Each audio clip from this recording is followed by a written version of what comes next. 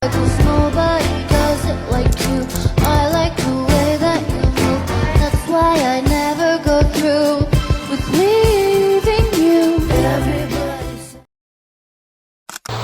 Pernah nggak sih kalian lihat laporan keuangan lalu mikir, bener nggak ya angka-angka ini? Nah, di sinilah peran auditor independen. Bayangkan auditor itu seperti detektif keuangan. Dia memeriksa, menelusuri, dan memberikan kesimpulan laporan ini bisa dipercaya atau justru ada masalah. Yuk kita bahas laporan auditor independen bareng-bareng. Menurut aturan PSA, laporan auditor itu ibarat rapor hasil investigasi. Bionton bilang, laporan ini adalah media resmi auditor untuk berkomunikasi dengan publik. Nah, ada juga dari Arens menambahkan, laporan ini adalah tahap akhir dari seluruh proses audit. Jadi, laporan auditor independen adalah laporan akhir yang menentukan apakah laporan keuangan disajikan wajar atau tidak. Lalu, apa saja isi dari laporan auditor independen? Isinya ada dua bagian. Yang pertama ada lembar opini. Jadi bagian ini berisi pendapat dari auditor. Yang kedua ada laporan keuangan. Nah, laporan keuangan ini merupakan tanggung jawab penuh dari manajemen. Bentuknya bisa berupa laporan laba rugi, neraca, arus kas, perubahan ekuitas, dan catatan penting lainnya. Semuanya harus sesuai dengan PSAK nomor 1 agar konsisten dengan standar internasional. Kita masuk pada tanggung jawab manajemen versus auditor. Jadi teman-teman, jelas ya tanggung jawabnya itu berbeda. Manajemen bertugas untuk menyusun laporan keuangan, sedangkan auditor memeriksa dan memberikan opini.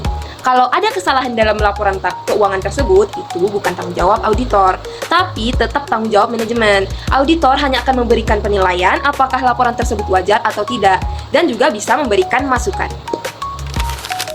Kita masuk ke bagian yang sering ditunggu-tunggu, yaitu opini auditor.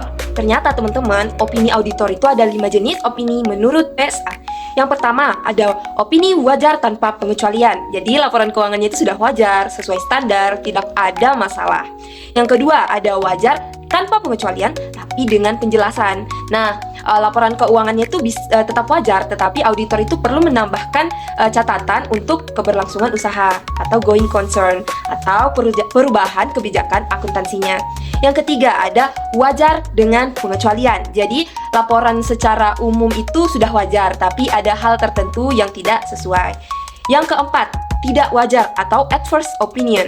Jadi laporannya itu tidak menyajikan kondisi perusahaan dengan benar secara keseluruhan. Jadi disclaimer atau yang terakhir, tidak memberikan pendapat.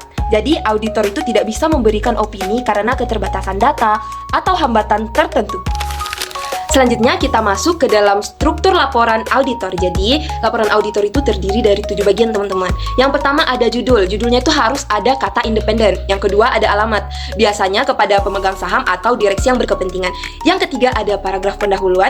Yang keempat ada paragraf ruang lingkup. Yang kelima ada paragraf opini. Yang keenam ada nama auditor atau KAP-nya. Dan yang ketujuh ada tanggal laporan audit. Nah, kalau ada peristiwa penting setelah auditnya selesai, auditor itu bisa menggunakan yang namanya dual dating atau 2 tanggal. Kenapa laporan auditor ini penting? Karena opini auditor ini bisa membuat atau bisa membantu publik, investor, hingga regulator percaya bahwa laporan keuangannya itu bisa diandalkan. Tanpa opini auditor, laporan keuangan itu bisa diragukan keakuratannya.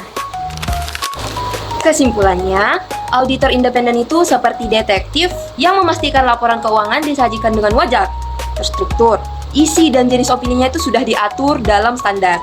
Jadi, belajar tentang laporan auditor itu bukan hanya hafalan, tapi memahami bagaimana kepercayaan publik terhadap laporan keuangan itu dibangun.